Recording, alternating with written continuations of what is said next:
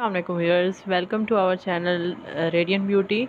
आज हम आपके लिए लाए हैं एक बहुत ही ज़बरदस्त प्रोडक्ट जिसका नाम है A2C क्रीम। और ये ऑफ़र की है ओरिफ्लेम ने, और आप इसे डेली यूज़ कर सकते हैं। आपको किसी किस्म का मेकअप थकने की कोई ज़रूरत नहीं है, क्योंकि अब आपके मेकअप को कवर करने के लिए, रिप्लेस करने के लिए एक बहुत ज़बरदस्त प्रोडक्ट आया है, दी वन की A2Z क्रीम। और ये बहुत ही ज़बरदस्त है। आप इसे डेली बीबी क्रीम के तौर पे, फाउंडेशन के तौर पे अपने फेस पे अप्लाई कर सकते हैं।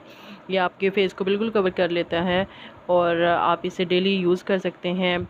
आजकल जैसे लाइफ इतनी तेज़ हो गई है, हमारे पास इतना टाइम नहीं होता कि हम एक बहुत सारी चीज़ें अपने फेस पे अप्लाई करते रहें, और हमें ये भी डर होता है कि पता नहीं क्या इनके साइड इफ़ेक्ट्स होंगे। ये बिल्कुल हर्बल से बनी हुई है, ऑर्गेनिक है। आप इसे यूज़ करें और अपने फ्रेंड्स को भी ये रेकमेंड करें।